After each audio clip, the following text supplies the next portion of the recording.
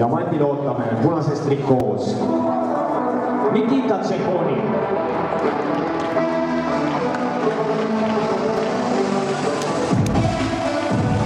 Ja sinises trikoos tuleb Mandile Hannes Välis.